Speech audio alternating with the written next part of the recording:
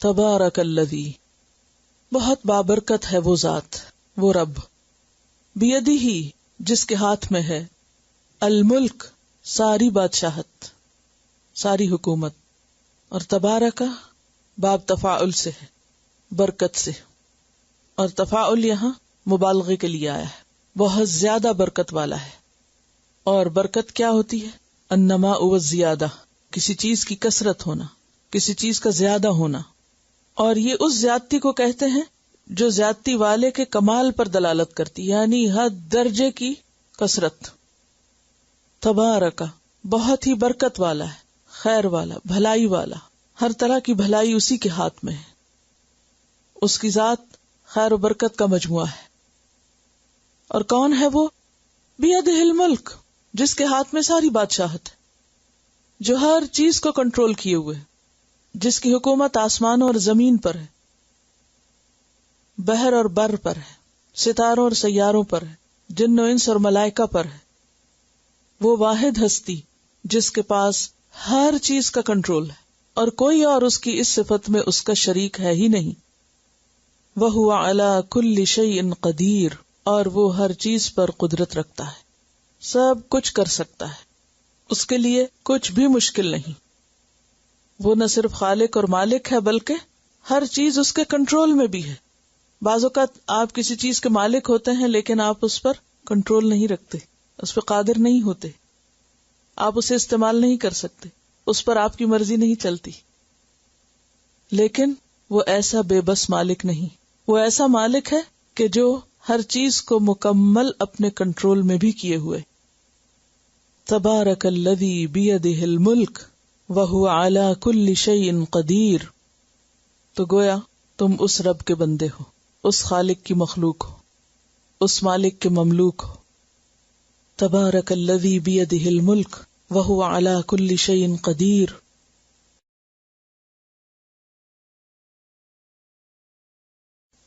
الذی، وہ ذات ہے، اور یہاں پر آپ چھوٹا سا نون دیکھ رہے ہیں، اس نون کا کیا نام ہے؟ نون قطنی۔ الذی خلق الموت والحیات، وہ ذات جس نے پیدا کیا موت اور زندگی کو، اوریجنیٹر ہے وہ، موت اور زندگی اس نے بنائی اور بامقصد بنائی۔ کنتم امواتا فاحیاکم ثم یمیتکم ثم یحییکم ثم الیہ ترجعون۔ کنتم امواتا، تم مردہ تھے، فاحیاکم، پھر اس نے تمہیں زندگی بخشی، اور پھر یہی ختم نہیں ہو جائے گا سلسلہ، ثم یحییکم، پھر وہ زندہ کرے گا تم کو۔ اور یہاں پر کیا فرمایا؟ الذی خلق الموت والحیات لیبلوکم، کہ جس نے موت اور زندگی بنائی تاکہ تمہیں آزما کر دیکھے، تمہارا امتحان لے، تمہاری آزمائش کرے، تاکہ اس امتحان کے ذریعے وہ اپنی خوبصورت ترین جنت میں اپنی بہترین اور اس کی قدرتوں کے شاہکار اس ماسٹر پیس میں بھیجنے کے لیے قیمتی ترین انسانوں کا چناؤ کرے، انتخاب کرے، کیونکہ جو جگہ جتنی زیادہ خوبصورت ہو اس کے لیے لوگ بھی ویسے ہی خوبصورت چاہیے، خوبصورت اخلاق والے، خوبصورت سوچ والے، خوبصورت اعمال والے۔ اس لیے ایکم احسن عملا، کہ تم میں کون ہے جس کے عمل سب سے اچھے ہیں، سب سے خوبصورت ہے۔ احسن کا لفظ جو ہے حسن سے، اور احسن افعال التفضیل کا صیغہ ہے، سب سے اچھے، بہترین۔ تو گویا ہم اس دنیا میں کیوں آئے؟ امتحان کے لیے، یہ دیکھے جانے کے لیے کہ ہم کرتے کیا ہیں۔ اس دنیا میں آنے سے پہلے بھی اور اس دنیا سے جانے کے بعد بھی دونوں کناروں پہ موت ہے۔ عدم سے وجود میں آئے اور پھر موت کی طرف پلٹیں گے، لیکن موت آخری مقام نہیں کہ مر کے ختم ہو جائیں گے، بلکہ پھر اٹھائے جائیں گے۔ ثم یحییکم ثم الیہ ترجعون، پھر اسی کی طرف تم لوٹائے جاؤ گے، تاکہ وہ دیکھے کہ جس امتحان کے لیے اس نے اس مخلوق کو پیدا کیا تھا، اس امتحان میں کون کون کامیاب ہوا، کون اس قابل ہے کہ وہ بہترین انجام کو پہنچے۔ اور احسن عمل کون سا عمل ہے؟ وہ نہیں کہ جسے ہمارا دل احسن کہے، جو ہماری خواہش اور ہمارے خیالات کے مطابق بڑا خوبصورت ہو، جسے شیطان خوبصورت بنا کے دکھائے، کیونکہ شیطان بھی تو یہی کرتا ہے نا. کیا کرتا ہے؟ زین لہم اعمالہم، لوگوں کو ان کے اعمال بہت خوبصورت بنا کے دکھاتا ہے، بہت مزین کر دیتا ہے. پھر لوگ کیا سمجھتے ہیں؟ وہ بہت اچھا کر رہے ہیں. وہم یحسبون انہم یحسنون، وہ سمجھتے ہیں کہ وہ بہت اچھے کام کر رہے ہیں. لیکن وہ عمل اچھے نہیں کہ جو لوگ اچھے سمجھیں، وہ بھی اچھے نہیں جنہیں شیطان خوبصورت بنا دے. اچھا وہ ہے جو اللہ کی نظر میں اچھا ہو. اور اللہ کی نظر میں اچھا کون سا ہے؟ جس کے پیچھے نیت اچھی ہو اور جس کا طریقہ اچھا ہو، جس کے کرنے کے پیچھے اخلاص ہو اور جس کا کیا ہوا سنت کے مطابق ہو، تاکہ وہ اس کو پسند آ جائے. کیونکہ اللہ سبحانہ وتعالی نے ہمارے لیے ایک بہترین نمونہ بھیجا. لقد کان لکم فی رسول اللہ اسوۃ حسنہ، اسوہ حسنہ، خوبصورت نمونہ. تو جب تک زندگی اس کے مطابق نہ ہو، خوبصورت نہیں ہو سکتی. اور وہ کیا تھے ہم سب کے لیے؟ رحمت للعالمین، رحمت بنا کر بھیجے گئے. ورفعنا لک ذکرک، جن کا ذکر بلند کیا گیا، جن کو اللہ نے معراج سے نوازا، جن سے وہ ہم کلام ہوا، جو وہاں تک پہنچے جہاں کوئی فرشتہ بھی نہیں پہنچا، جنہوں نے تمام انبیاء کی امامت کرائی، جو تمام انسانوں سے زیادہ با اخلاق تھے. وہ ہمارے لیے نمونہ ہے. جب تک ہمارا طریقہ زندگی، ہمارا طرز زندگی، ہمارے عمل ان کے اتباع میں نہیں، ان کے طریقے پر نہیں، خوبصورت نہیں ہو سکتے. ہمارا سونا اگر ان کے طریقے پر نہیں تو خوبصورت سونا نہیں. جاگنا اگر ان کے طریقے پر نہیں تو خوبصورت نہیں ہو سکتا. کھانا، پینا، چلنا، بات چیت، گفتگو جب تک ان سے قریب تر نہیں تو خوبصورت نہیں. ہم سب کو اپنے اپنے دلوں کا بھی امتحان لینا ہے، دلوں کا بھی جائزہ لینا ہے کہ ہمارے دلوں میں کس چیز کی اٹریکشن ہے، ہمارے دل کس چیز کی طرف مائل ہوتے ہیں، کس کو نمونہ بنائے ہوئے، کس کی طرف جھکتے ہیں، کس کی بات سن کر اور کس کی بات پڑھ کے اور کس کو دیکھ کر مچل اٹھتے ہیں کہ ہاں واقعی مجھے ایسا ہی کرنا ہے، یہ سب سے اچھا ہے. کیا ہمارے دلوں کی یہ کیفیت ہے کہ سنت کے طریقے کو سن کر یا پڑھ کر یا دیکھ کر ہم بے اختیار کہہ اٹھے کہ ہاں یہ سب سے اچھا ہے، یہی تو ہے بہترین، یہی تو ہے احسن، یہی تو ہے سب سے عمدہ، ہاں واقعی یہی اچھا ہے. اور ایسی کنوکشن ہو کہ پھر دوسری ساری چیزیں نگاہوں سے اتر جائیں. اس کے بغیر تو ایمان بھی مکمل نہیں ہوتا. جب تک رسول اللہ صلی اللہ علیہ وسلم کا اسوہ حسنہ ہمارے لیے سب سے زیادہ محبوب نہ ہو جائے. الذی خلق الموت والحیات لیبلوکم ایکم احسن عملا. تو امتحان کے لیے کیا ضروری ہوتا ہے؟ تیاری. اور امتحان کے لیے علم کا ہونا ضروری ہے. دنیا میں بھی آپ کسی سبجیکٹ کا امتحان دیں تو اس کے لیے ضروری ہے کہ آپ کچھ پڑھیں، اور وہ پڑھیں اور جانیں جس کا امتحان ہے. اگر ہم واقعی سنت کے مطابق زندگی بسر کرنا چاہتے ہیں تو پھر لازم ہے کہ ہم اس کو جانیں بھی، اور اچھی طرح جانیں، اور ایسا جانیں کہ پھر اس کے مطابق اپنے آپ کو ڈھالنے والے بھی بن جائیں. کیونکہ کبھی ایسا نہیں ہو سکتا کہ کوئی شخص کسی امتحان میں مطلوبہ نصاب کو پڑھے بغیر کامیاب ہو جائے.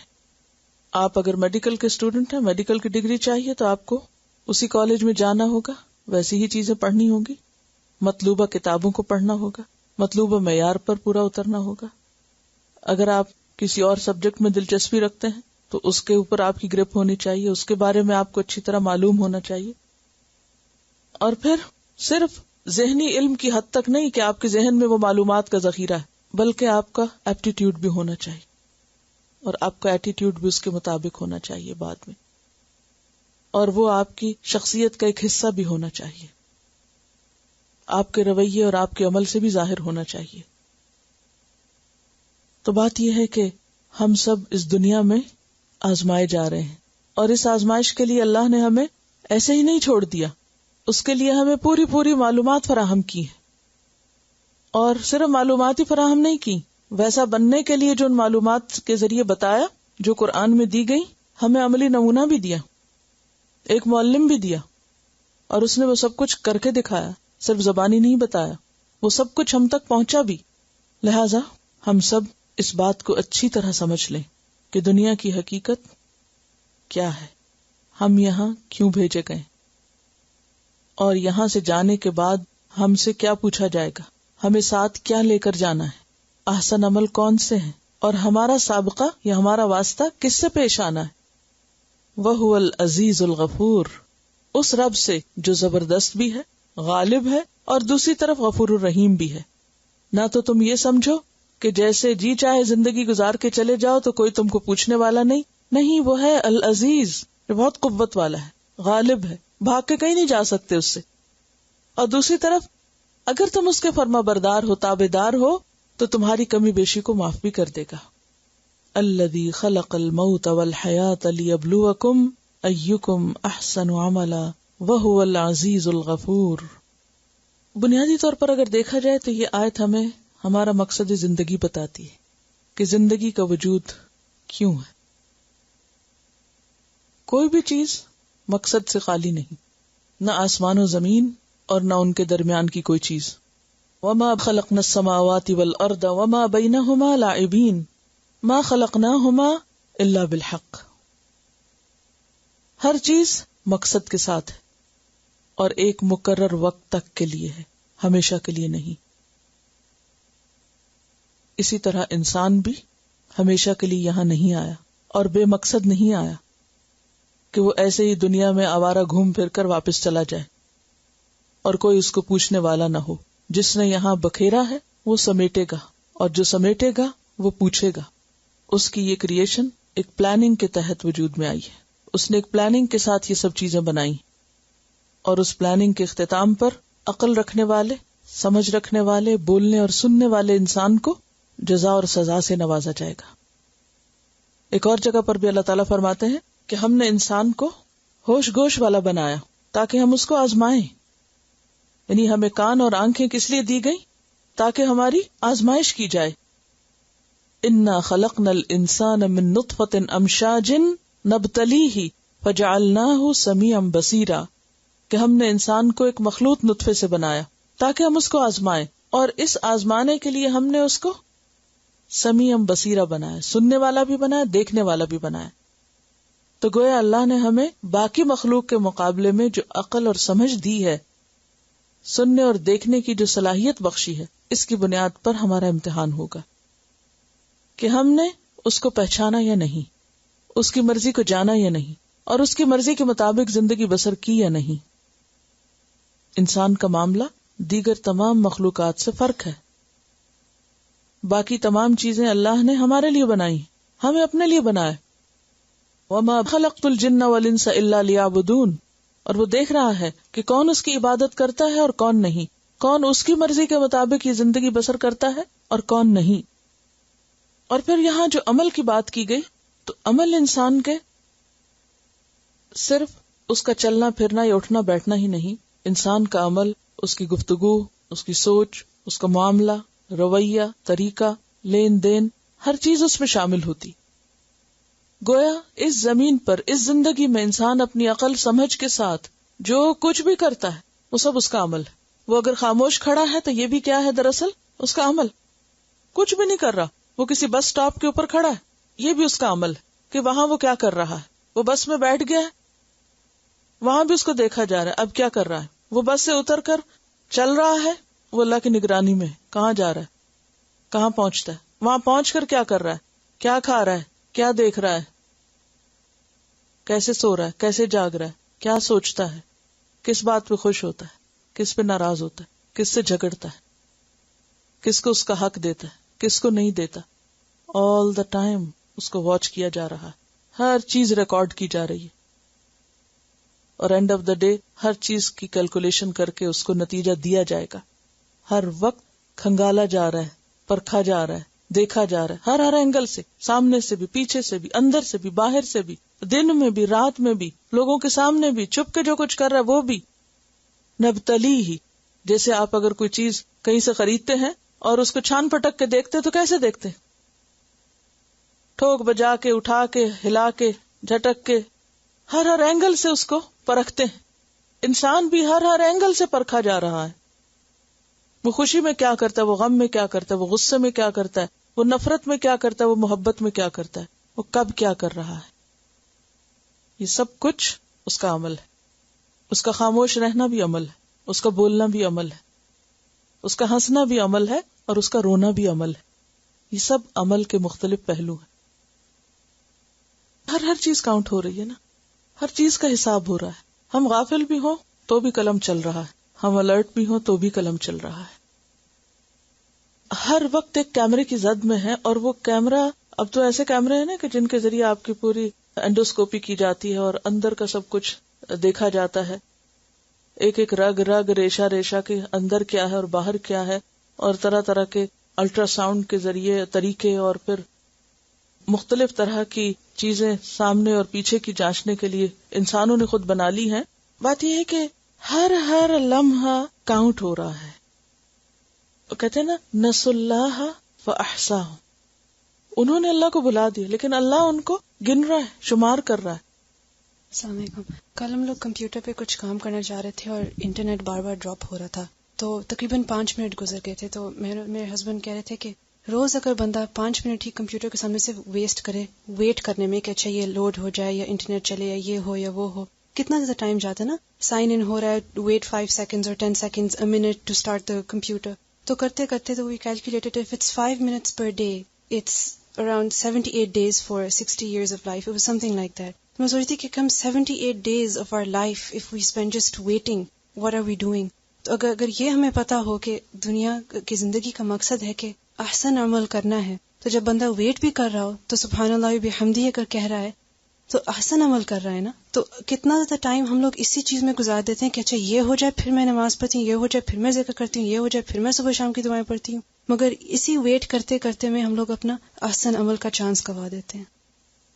اصل میں اگر ہمیں یہ یقین ہو جائے نا کہ زندگی صرف ایک بار ملی ہے, ایک بار, اور جیسے امام شافعی نے کہا تھا کہ زندگی کو سمجھانے کے لیے ایک مثال دی تھی کہ جیسے برف کا ٹکڑا ہو اور پھر وہ پگھلتا جائے, تو برف والے کو کس قدر فکر ہوتی ہے کہ کوئی خرید لے اس کو, ورنہ یہ سارا ہی گھل کے پانی میں بہہ جائے گا, اور پانی اڑ جائے گا اور سوکھ جائے گا, اور ہاتھ کیا آئے گا, کچھ بھی نہیں. وہ برف جو بظاہر دیکھنے میں ایک بہت بڑا ٹکڑا نظر آ رہا ہے, زندگی بھی اسی طرح ایک بہت بڑا چنک ہے ہمارے پاس, لیکن پگھلتے پگھلتے پگھلتے جب وہ ویپوریٹ ہو کے کچھ بھی نہیں بچتا تو گیا, سب اڑ گیا. اگر اس کی کوئی قیمت نہ لگائی, اسے استعمال نہ کیا. اور ابھی یہ جو بات ہو رہی تھی کہ احسن عمل, تو احسن یہی ہے کہ انسان اپنے لمحوں کو بہترین سے بہترین میں انویسٹ کرے. اب جیسے انتظار ہی کے لمحات کو اگر آپ سبحان اللہ و بحمدہ میں گزار رہے ہیں تو یہ ایک بہترین عمل ہے, کیونکہ قیامت کے دن تسبیح سے بڑھ کر کوئی اچھی چیز نہیں ہوگی انسان کے پاس. کلمتان خفیفتان علی اللسان ثقیلتان بالمیزان. Assalamu alaikum wa rahmatullah. Yesterday I was on my way home from school and we got a phone call that my cousin had passed away in Pakistan. She was 36 years old. She was a heart patient and she leaves behind 2 little girls. And while my thoughts were with those who were left behind, this is the first time that I was more thinking about the one who was gone. For some reason I couldn't shake the image of my cousin under a sheet because my mom called and talked to one of the daughters and said کہ امی ابھی آپ کے پاس ہی ہیں, and she said ہاں امی یہی ہیں, لیکن امی تو وہاں نہیں تھی. امی کی لاش ضرور تھی, امی کی روح چلی گئی تھی. And I thought about her life and I thought about the next stage of her life that was starting because whatever she'd done, and I was concerned, did she pay all her zakat? Did she pray every prayer? Did she do all her fasts? Does she have any amanas? Do her kids know where things are? And I thought people were sort of discussing who found out when and what did the doctor say, and who cares? She's gone. And all she needs right now is your du'as. That's all she needs. There's nothing else that's going to help her. And very often when we hear about a death, my mom says it feels like you go, I'm coming. And I really felt like she was gone and I could have been going. And I'm traveling soon, so I'm trying to wrap everything up because you never know when you're coming back. And I thought to myself, it's too much. I'm not going to be able to finish, and maybe I'll just do it when I come back. And we think about that for a long trip, but we all left our houses this morning, and if we're honest, we don't know if we're going back there. Nobody knew that she wasn't coming home that day. And the funny thing is, she sent a parcel for us. We got the parcel in the afternoon, a few hours before we got the news that she was gone. So just as what she had sent before her death to our address got to us, whatever amal she sent to Allah is waiting for her there. And she wanted a house, so she had saved dishes and dreams and hopes and plans for this new house that they wanted to build. But while she was doing that, there was a house being built to her, for her, and I was concerned that when the angels came, did they give her good news? Because if they didn't give her good news, there's nothing she can do about it. And then towards the end of the evening, and when you read the dua for the deceased, you really realize that you're sending someone away, but they're being received at the other end. You know, whenever you send relatives at the airport, you wish them well and you wait for the phone call to say they got there safely. So when you send your loved ones from here, Allah has sent people to receive them on the other end. And we were talking to her younger sister, and she gave us some details, and she said that my cousin said, say goodbye to everyone for me. And they were trying to put an oxygen mask on her, and she didn't want it. And she said something, no one knows what she said, and then she was gone. And only Allah knows. I hope it was good news. One can only hope it was good news, because she didn't want the oxygen mask. So I hope it was good news, but she's gone, and we're coming. So please, we all have a lot of work to do. We have a lot of work to do. And the more Quran we learn, the more work we have to do, the more blessed we are. Please send forward for yourselves. Whatever you send, you'll find it there. اگر آپ ان دونوں آیتوں کو آمنے سامنے رکھ کے دیکھیں، ایک طرف اللہ کی ذات ہے اور ایک طرف ہماری ذات ہے. اوپر کی آیت میں آپ دیکھیں، اگر ٹیکسٹ پہ غور کریں پہلے، کہ اللہ کون ہے؟ جو مالک ہے، جو قادر ہے. اور پھر اینڈ پہ دیکھیں تو العزیز ہے، الغفور ہے. اس کے بیچ میں کیا ہے؟ ہماری زندگی، موت ہے اور حیات ہے. اور وہ کیا ہے؟ امتحان ہے. چاہیے کیا؟ احسن عمل. ہماری حیثیت کیا ہے؟ ہم یہاں کیوں ہیں؟ ہم کیوں بھیجے گئے؟ کہ دیکھے جائیں کرتے کیا ہیں. ہمارے ہاتھ میں کچھ نہیں. ہم کسی چیز پہ قادر نہیں، کسی چیز کے مالک نہیں. جو کچھ ہے امانت ہے ہمارے پاس، ٹیمپریریلی صرف کچھ کرنے کے لیے دیا گیا ہے. جہاں چاہو انویسٹ کر لو، چاہو تو اچھے میں کر لو، چاہو تو ضائع کر کے آ جاؤ. لیکن کامیاب وہی ہے جو احسن عمل لے کر آئے. زندگی کے بارے میں لوگوں نے کیسے کیسے فلسفے گھڑ رکھے ہیں نا. جیسے چاہو جیو، ایک بار ملی ہے بار بار نہیں ملے گی. بابر بعیش کوش کہ عالم دوبارہ نیست. بابر خوب عیش کر لو کہ یہ دنیا دوبارہ نہیں ہاتھ آئے گی. کسی نے اس کو عیش کی جگہ سمجھا، کسی نے منمانی کرنے کی جگہ سمجھا، لیکن جو اصل مقصد تھا وہ بھول گئے. کسی نے سمجھا کوئی ہمیں پوچھنے والا نہیں، کسی نے کہا مر کے مٹی ہو جائیں گے، یہ تو بس زمانے کی گردش ہے. ہم سب کو اپنی حیثیت سمجھنی چاہیے کہ ہم بندے ہیں، مخلوق ہیں اس کی، قدرت اس کے پاس ہے. ہمارے لیے جو کرنے کا کام ہے وہ احسن عمل ہے. عمل میں بہترین ہونا، صرف سوچوں اور تمناؤں میں نہیں، صرف باتوں میں نہیں، بلکہ کچھ کر کے دکھائیں، کچھ آگے بھیجیں اور کچھ پیچھے مثال چھوڑیں. الذی خلق الموت والحیاۃ لیبلوکم ایکم احسن عملا، ایکم احسن عملا وہو العزیز الغفور.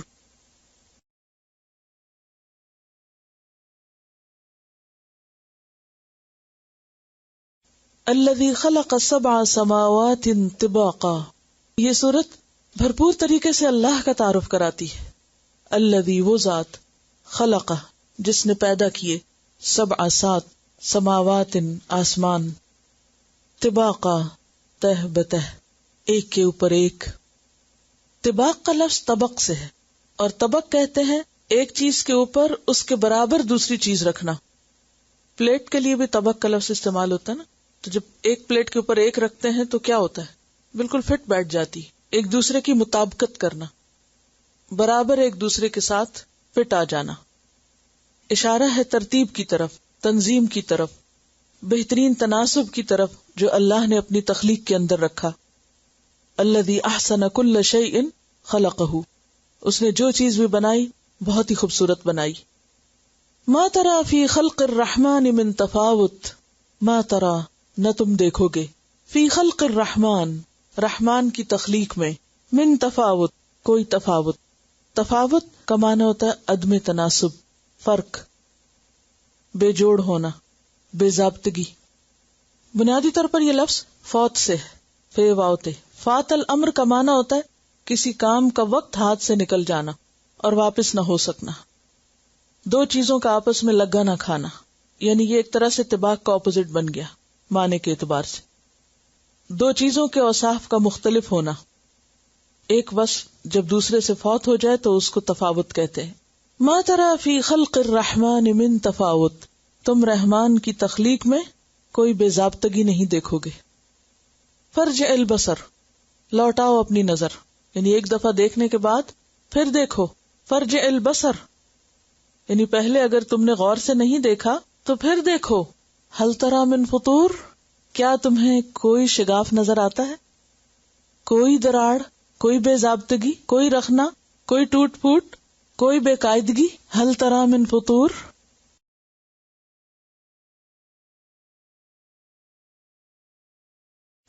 ثم ارجع البصر، پھر نگاہ لوٹاؤ، ایک دفعہ اور دیکھو. کرتین، بار بار دیکھو، جتنی بار چاہو دیکھو. ینقلب، لوٹ آئے گی، الیک، تمہاری طرف. البصر، نگاہ، خاسئا، تھک کر. خاسئ کا لفظ جو ہے یہ خے سین حمزہ سے، خسأ، نظر کا تھکنا، اور ویسے معنی ہوتا ہے ذلت کے ساتھ دور پھینکنا، دھتکارنا. یعنی تمہاری نگاہ ایک طرح سے دھتکار دی جائے گی، اس کو کچھ بھی نہیں ملے گا، تھک جائے گی. وہو حسیر، اور وہ تھکی ہوئی ہوگی، کیونکہ جب انسان بہت زیادہ اپنی نگاہ کسی چیز پہ لگاتا ہے، کسی بھی چیز کو بہت زیادہ دیکھتا ہے، تو دیکھتے دیکھتے نگاہ بھی تھک جاتی، آنکھیں دکھنے لگتی، عاجز ہو جاتی. پھر اس کے بعد آپ کوشش بھی کریں تو مزید دیکھ نہیں سکتے. تو کہا ہی جا رہا ہے کہ اتنا دیکھو، اتنا دیکھو کہ اس کے بعد مزید دیکھ نہ سکو، تب بھی تمہیں کوئی ایسی چیز نظر نہیں آئے گی کہ تم اللہ کی اس تخلیق میں کسی قسم کی کوئی بے قاعدگی، کوئی فطور، کوئی رخنا، کوئی تفاوت، کسی چیز کا اوپر نیچے ہونا، کسی چیز کا بے مقصد ہونا، بے غرض ہونا دیکھ سکو. کوئی بھی چیز بے مقصد نہیں، کوئی بھی چیز بے ضابطہ نہیں. اور اگر دیکھا جائے تو یہ بالکل درست ہے. ایک انسان ہے کہ جس کی زندگی تضادات سے بھری ہوئی ہے، نقص اور فساد کا مجموعہ ہے. اور اس کی وجہ کیا ہے؟ کیونکہ انسان کو آزادی ملی ہے، باقی کسی چیز کو آزادی نہیں ملی. سورج کے پاس اپنی کوئی آزادی نہیں کہ اپنی مرضی سے کبھی چاہے تو الٹی طرف چلے اور کبھی چاہے تو اپنی چال بدل دے. ستارے اپنی مرضی نہیں کر سکتے، سمندر اپنی مرضی نہیں کر سکتا. حالانکہ ایک انسان کے مقابلے میں ایک سمندر کا سائز آپ دیکھیں، اس کی قوت آپ دیکھیں، لیکن اس کے باوجود وہ ایک ڈسپلن میں ہے، اس کو نہیں توڑتا. جہاں تک اس کی لہروں کو آنا ہوتا بس وہیں آ کے رک جاتی، اس سے آگے نہیں جاتی.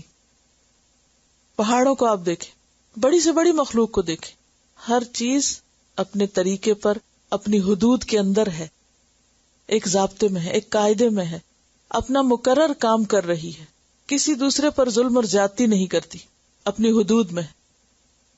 سورج کو آپ دیکھیں جس میں کئی لاکھ زمینیں سما جائیں. للشمس ينبغي لها ان تدرك القمر ولا الليل سابق النهار، کبھی ایسا نہیں ہوا کہ رات کے بعد دن آنے کے بعد پھر دوبارہ رات آ جائے. ولا الليل سابق النهار وكل في فلك يسبحون. ایک سے ایک چیز بڑی، ایک سے ایک چیز انوکھی، ایک سے ایک چیز عظیم، لیکن کہیں بھی آپ کو فساد نظر نہیں آئے گا، کہیں بھی آپ کو وہ ترتیب سے باہر نکلتے نظر نہیں آئیں گے. کہیں کوئی یہ نہیں کہہ سکتا کہ یہ چیز یہاں نہیں وہاں ہونی چاہیے تھی. کوئی نہیں کہہ سکتا کہ سورج کو رات کو اور چاند کو دن کو نکلنا چاہیے تھا.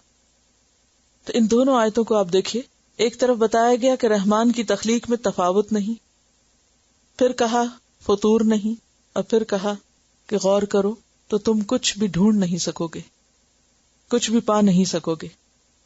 آسمانوں کو دیکھو، قرآن مجید میں آتا فَلَمْ يَنْظُرُوا إِلَى السَّمَاءِ فَوْقَهُمْ كَيْفَ بَنَيْنَاهَا وَمَا لَهَا مِنْ فُرُوجٍ. آسمانوں میں کہیں کوئی سوراخ، کوئی رخنا نظر نہیں آتا. وَجَعَلْنَا السَّمَاءَ سَقْفًا مَحْفُوظًا، ہم نے آسمان کو ایک محفوظ چھت بنایا. کوئی ستارہ سیارہ اپنا مدار چھوڑ کے ہمارے سر پہ آ نہیں گرتا، ورنہ زندگی ممکن نہ ہوتی. کتنے بڑے بڑے سائز کے، زمین سے کئی گنا بڑے سائز کے بھاری بھرکم سیارے. صرف ہمارا جو سولر سسٹم ہے اس میں بھی جو سیارے ہیں، اس میں زیادہ تر سیارے زمین کے سائز سے کہیں بڑے ہیں، اور وہ سارے اپنی اپنی جگہ پر سورج کے گرد چکر لگا رہے ہیں. کوئی کسی سے ٹکرا نہیں رہا. اور یہ 1-2 دن کی بات نہیں، ہزاروں لاکھوں سال سے جب تک اللہ چاہے گا وہ اسی طرح اپنے اپنے دائرے میں کام کریں گے. لیکن انسان کیا کر رہا ہے؟ کیا ہم بھی اپنے دائرے میں کام کر رہے ہیں یا اپنے دائرے کو چھوڑ کر ہر وقت دوسروں کے دائرے میں گھسنے کی کوشش کرتے ہیں؟ ہمیں جو نعمتیں ملی ہیں ان کی طرف ہماری توجہ نہیں ہوتی. ہمارا دھیان کہاں ہوتا ہے؟ اس پر جو دوسروں کو ملا ہے. اپنے کام سے ہمیں کم دلچسپی ہوتی، اس سے زیادہ ہوتی جو دوسرے کر رہے ہیں. اپنی غلطیوں کی طرف نظر نہیں ہوتی، وہ دیکھنے کا زیادہ شوق ہوتا ہے جو دوسروں میں ہے. اپنی ذمہ داریوں کی فکر نہیں، لیکن اگر کوئی ادا نہ کر رہا ہو تو اس کے پیچھے ضرور پڑیں گے. اسی سے پھر فساد ہوتا ہے، اسی سے ظلم ہوتا ہے، اور اسی سے احسن عمل اسوأ عمل میں بدل جاتے ہیں. کائنات کیوں اتنی پرسکون ہے؟ ہر چیز کیوں اتنی خوبصورت ہے؟ ستاروں کو دیکھیں تو ایک خوشی ہوتی، سمندر کو دیکھیں ایک سکون ملتا ہے. حالانکہ اس کے اندر زبردست قسم کی لہریں اٹھتی ہیں، لیکن اس کے باوجود ایک پرسکون منظر دیتا ہے. درختوں کو دیکھیں تو خوشی ہوتی. یہ اس لیے کہ ہر ایک اپنی حدود کے اندر، ہر ایک ویسے ہی ایکٹ کر رہا ہے جیسے اللہ نے اس سے چاہا ہے. اگر پہاڑ اپنی جگہ سے چلنے لگے تو ہم کیا کریں گے؟ اگر سمندر کا پانی کہیں رک کے نہ دے تو کیا کریں گے؟ اگر زمین ہمارے پاؤں کے نیچے تھمے نہیں تو کیا کریں گے؟ اگر رات جا کے نہ دے تو کیا کریں گے؟ اگر بارش تھم کے نہ دے تو کیا کریں گے؟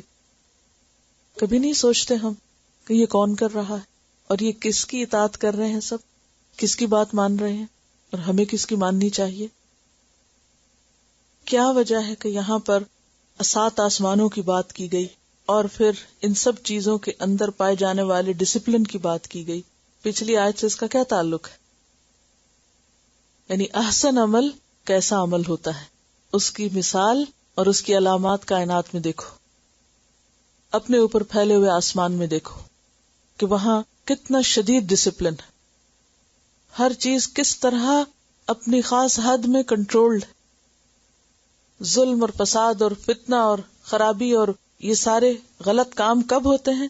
جب انسان اپنے آپ کو ڈسپلن میں نہیں رکھتا، اپنی خواہشات کو، اپنی زبان کو، اپنے اختیارات کو جب حدود کے اندر نہیں رکھتا، جب وہ حدود سے باہر نکلتا ہے، جب وہ اپنے دائرہ کار کے اندر نہیں رہتا، اپنی ذمہ داریوں کو چھوڑ کر، اپنے کاموں کو چھوڑ کر اور چیزوں میں جا مداخلت کرتا ہے.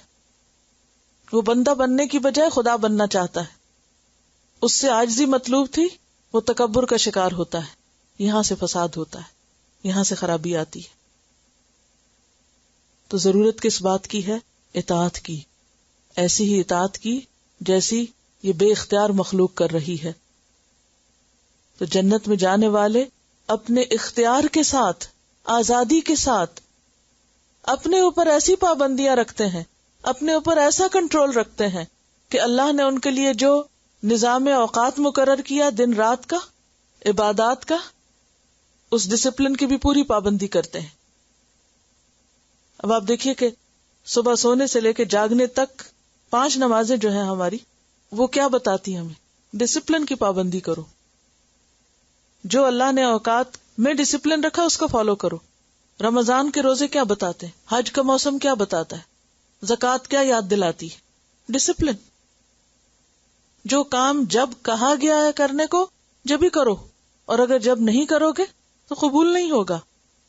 احسن عمل منمانی پہ مبنی عمل نہیں ہوتا کہ اپنی مرضی کے مطابق جب دل چاہے نماز پڑھ لیں، جب دل چاہے جو چاہے کریں، جو دل نہ چاہے تو نہ کریں، چھوڑ دیں اور کہیں اللہ غفور رحیم ہے، ضرورت ہی نہیں کچھ کرنے کی. ایسے عمل احسن عمل نہیں. ایک روایت میں آتا ہے کہ کچھ عمل ایسے ہیں جو اللہ دن کو چاہتا ہے، وہ دن میں ہی قبول ہوتے ہیں، رات میں نہیں ہوتے. کچھ کام ایسے ہیں جو رات کو کرنا ہوتے ہیں، وہ رات ہی میں قبول ہوتے ہیں، وہ دن کو نہیں ہوتے.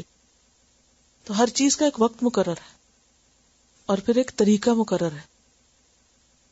اگر ہماری نماز، ہمارا روزہ، ہماری حج، زکوٰۃ، فرائض عبادات اس طریقے پر نہیں جو بتائے گئے تو بھی قابل قبول نہیں. اسی طرح ہماری ازدواجی زندگی کے معاملات، حلال و حرام کی جو پابندیاں ہیں، جائز اور ناجائز جو کچھ بتایا گیا، اگر اس چیز کی بھی پابندی نہیں ہوگی تو قبول نہیں.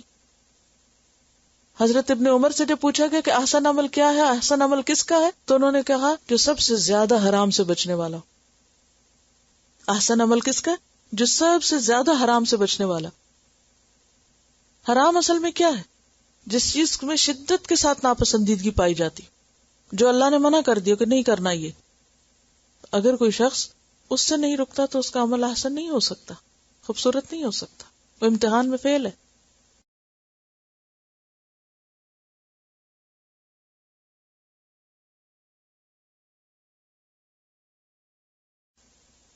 وَلَقَدْ زَيَّنَّا السَّمَاءَ الدُّنْيَا بِمَصَابِيحَ، اور البتہ تحقیق زینت دی ہم نے، خوبصورت بنایا ہم نے، السماء الدنیا، آسمان دنیا کو، بمصابیح، ستاروں سے، وجعلناها، اور بنایا ہم نے ان کو، رجومن، آلات سنگباری، للشیاطین، شیطانوں کے لیے، شیطانوں کو مار بگانے کا ذریعہ، وَأَعْتَدْنَا لَهُمْ عَذَابَ السَّعِيرِ، اور تیار کیا ہم نے ان کے لیے بھڑکتی ہوئی آگ کے عذاب کو، بھڑکتی ہوئی آگ کا عذاب ہم نے ان کے لیے تیار کر رکھا ہے. اب یہاں ایک طرف اللہ کی اطاعت کرنے والی مخلوق اور دوسری طرف اس کی نافرمانی کرنے والی مخلوق کا ذکر کیا گیا کہ جو مخلوق نافرمانی کرتی ہے تم دیکھو دنیا میں بھی اس کو سزا دی جا رہی ہے اور اسی طرح آخرت میں بھی پکڑ ہوگی.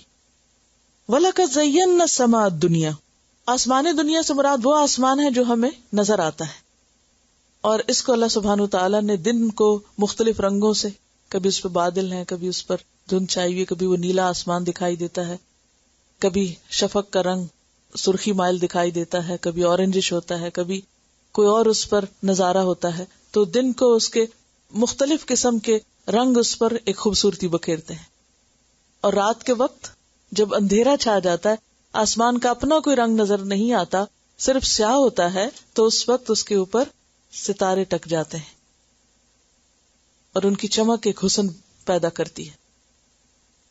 تو آسمان کا حسن رات کے اندھیرے میں بھی کیا ہے؟